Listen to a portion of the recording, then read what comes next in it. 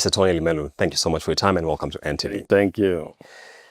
You have a white paper on domestic resource mobilization focusing on weaning Africa of external financing and focusing more on domestic financing.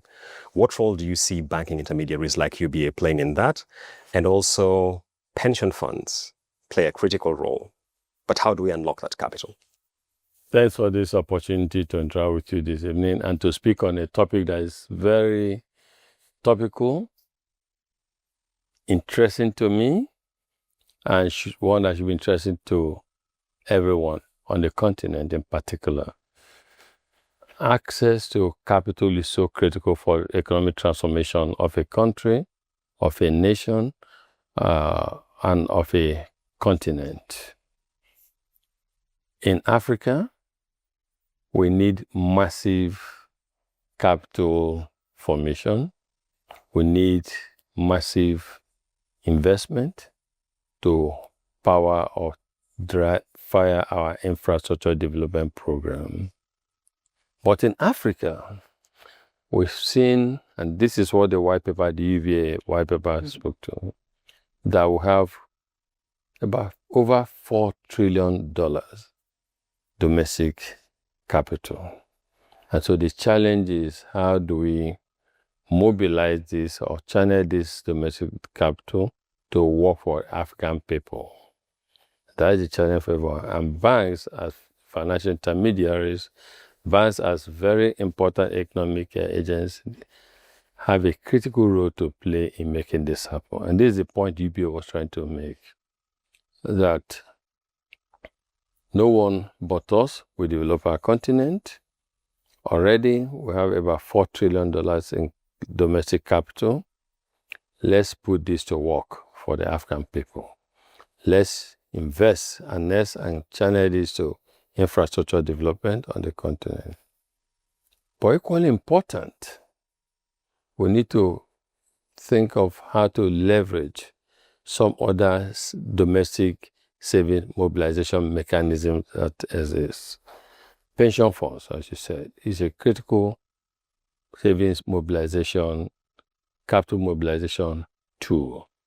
I'm happy that African nations are beginning to embrace pension funds, are becoming more disciplined and emphasizing it. Let's take my country, Nigeria, for instance. Nigeria, up until early 2000, we didn't have a pension fund system. Today, one has been set up. It was set up under President Obasanjo's administration. And every month, each and every one of us contribute to it. The workers contribute and the employers contribute. And trillions of naira has been saved through this process. This is part of capital mobilization. No nation has ever developed without massive domestic capital mobilization, because you always need a blended capital. What you have within and what is coming in to fund infrastructure. Oftentimes, when foreign capital comes, they want to co-invest with local capital. So we are saying, let financial institutions like United Bank for Africa and other, not just others, plus Afrexim, plus all the major international regional banks, as well as big African financial institutions. Let's work together to mobilize further and channel this capital into productive uses for our people in Africa. And that's why we say we have about $4 trillion. Let's mobilize and channel this to work for the African people. How do we get it to work for African people? We have unemployment challenges in Africa. We have infrastructure deficit in Africa. We'll talk about AI. Africa cannot catch up with AI or even join the bandwagon without significant improvement in access to electricity. For a continent of 1.4 billion people and about 800 million people don't have access to reliable electricity, how can we even catch up with the rest of the world? So we need this capital mobilized to work We need to see massive improvement in access in electricity on the continent, transportation.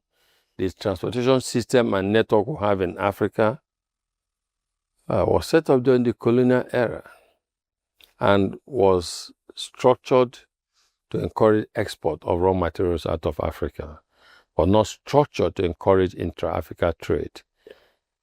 We need to fix and re-architect our transportation infrastructure in Africa for us to be able to deliver for our people. So these are some of the things we must do in Africa to create jobs for our people, but more importantly, to drive prosperity on the continent. But as you say that, Mr. Elumelu, a lot of the pension capital you're talking about is risk-off in the sense that it lacks a safe harbor of government securities. Hardly will you find them deploying capital Thank you. in infrastructure which is high risk and long tenant. So how do players like yourselves begin to crowd in and de-risk that? Listen, social media gives freedom to everybody, but social media also permits illiteracy. I'm a member of the IMF Global Council on Entrepreneurship and Economic Development, and I spoke about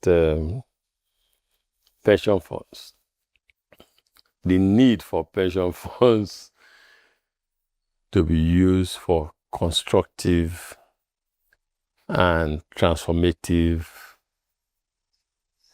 areas.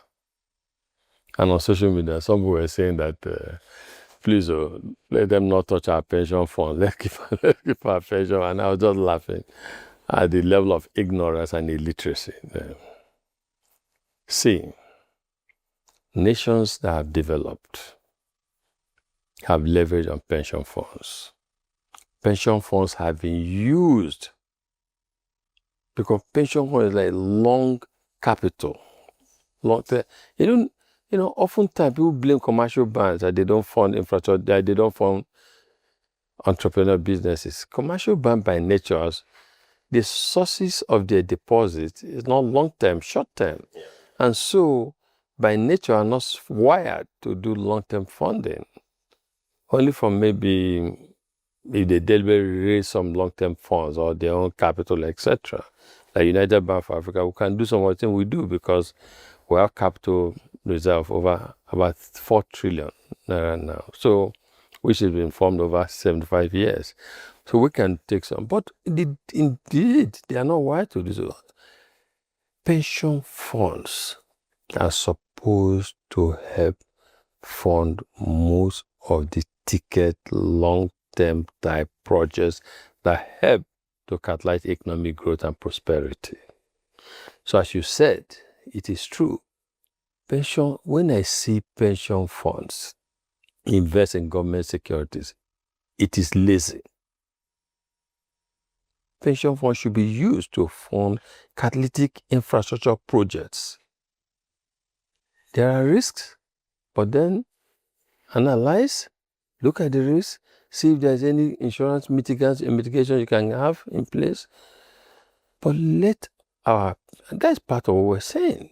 Let our domestic capital work for the African people. Let's channel the pension funds should not be assessed based on interest they make from government securities. They should be assessed based on returns on significant infrastructure investment they've deployed resources and capital to that help to move the needle. That is what we need on the country. I'm very passionate about it, so right. let me not go to... Final question, because we are out of time, is this. How do we deepen our capital markets to enable us to have the asset classes which then crowd in this capital to be able to take up some of these projects? The capital market is a market where people come, people are looking for funds, and then those who are looking for investment opportunities, okay? So we need to strengthen regulation so there'll be confidence, greater confidence. We have good regulation today. I mean, in some of the markets we operate in Africa, I'm impressed at the level of regulatory oversight that's in Nigeria and other places. So we need to continue to strengthen regulatory the regulation, because that gives confidence to all players. You want to create a capital market where both indigenous and foreign players can come and operate in. Also, we need to make sure that we have securities that are liquid. And first, we have security, which I've seen it happen before. When I started the bank, I founded first Standard Trust Bank. The stock exchange in Nigeria at the time encouraged us to come to the market and give discounts for pricing discounts, which is good. We need to see other exchanges do similar things. Countries that don't have exchanges, they should try and develop exchange, because it's one source of raising medium to long-term capital to enable entrepreneurs and businesses actualize their aspirations. I've been a beneficiary of this. Most of the things we've done by going to the market to raise money. So it's a market that should be encouraged. We also need to deepen knowledge, expertise in the market, okay?